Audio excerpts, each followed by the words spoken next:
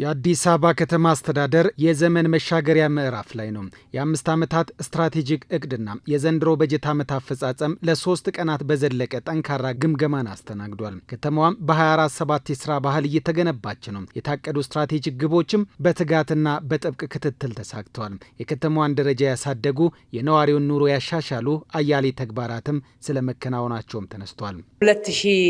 2018 በጀት ዓመት አፈጻጸማችን ከ2014 እስከ 2018 ባለው ደግሞ አቀድነውን ስትራቴጂክ እቅድ በላቀ መንገድ መተግበር በመቻላችን አጠቃላይ በመረጃዎቻችን ያቀድናቸው ምን ያክል ነው የፈጸምነው ብለን ተንትነን ስናይ 96 እጅ ያክል ተፈጽሟልና እንኳን ደስ ያላችሁ። እንደ ከንቲባ አዳነች ከተሰሩት አያሌ ተግባራት መካከል ከተማዋን ከስሟ ትይዩ ለማድረግ የተሰሩ ስራዎች ተጠቃሽ ናቸው። አዲስ አበባም ስሟን የምትመጥን ውበት ተላብሳለች። የወንዞች ልማትና የከተማ ማደስ ፕሮጀክቶች ከተማዋን በአዲስ መልክ ቀርጿታል። ከወንዞች ልማት እስከ ያረጁ ከባቢዎችን አፍርሶ መስራት የተከናወኑትም ተግባራት አዲስ አበባን ሌላ መልክ አላብሷታል። የቆሻሻ አወጋገድ ስርዓት ላይ ለውጥ አምጥተናል። በተለይ በደረቅ ቆሻሻ አወጋገድ በዓለም አቀፍ መድረክ ጭምር ከ200 በላይ ከተማዎች ተወዳድረን ፈጣን ለውጥ እያመጣች ያለች ከተማ የሚል እውቅና አግኝተን በተለይ የጋራ ስራችን ነው። ሁለተኛው ፍሳሽ አወጋገድ ነው። የፍሳሽ ስርዓት ፍሳሽ ቆሻሻ አወጋገድ ላይ ብሬክ ስሩ የሚባል ስራ ነው እየተሰራ ያለው። ከአንድ የፍሳሽ ማጣሪያ ከአቃቂ ማለት ነው በስምም ይታወቃል።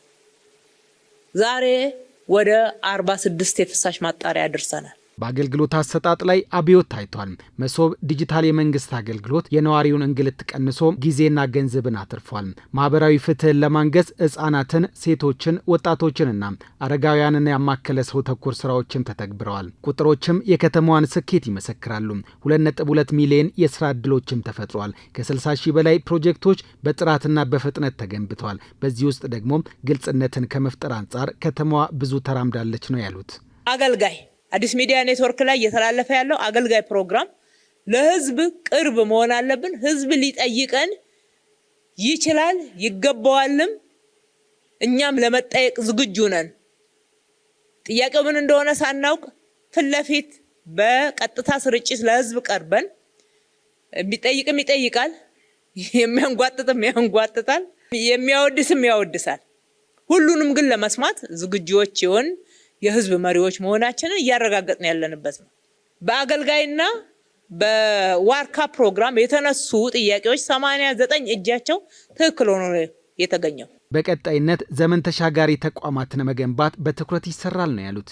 ተቋም ግንባታን በሚገባ ቁልፍ ስራ አድርገን ዘንድሮም ቁልፍ ስራችን ነውና ቅድም ካስቀመጥነው ተቋም በየትኛውም ስርዓት ውስጥ በየትኛውም ሁኔታ ውስጥ ሳይዋዥቅ በግልጽነት ተጠያቂነት በሰፈነበት አግባብ ኃላፊነቱን የሚወጣ የተሰጠውን ተልዕኮ መወጣት የሚችል ተቋም ማድረግ ታርጌት አድርገን እንስራ።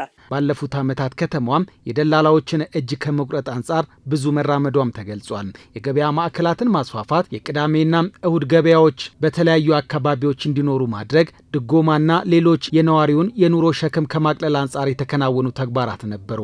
በቀጣይነትም ይሄ ተጠናክሮ ይቀጥላልም ነው ያሉት። የኑሮ ውድነትን እና የዋጋ ግሽበት የገበያ ማዛባትን መቆጣጠር መቻል፣ ምርትን መጨመር፣ ምርታማነትን ማሳደግ፣ የቁጥጥር ስርዓቱን አሁንም ማጠናከር፣ ተጨማሪ ኢኒሼቲቮችን ጨምረን ከተማ ውስጥ ማምረት፣ የሰራናቸው መሰረተ ልማቶችና ግብአቶችን በአግባቡ ህዝቡ ጋር ኑሮ ውድነትን ጫናውን ለመቀነስ የሚያስችል ኢምፓክት እንዲኖራቸው አድርገን መስራት ይገባናል። የአመራር ብቃትን ማረጋገጥ፣ የስነ ምግባር ግንባታ፣ የመንገድ፣ የውሃ፣ የትራንስፖርትና የቤት ችግሮችን መፍታትም የከተማዋም የነገው ቃል ኪዳን ሆነዋል።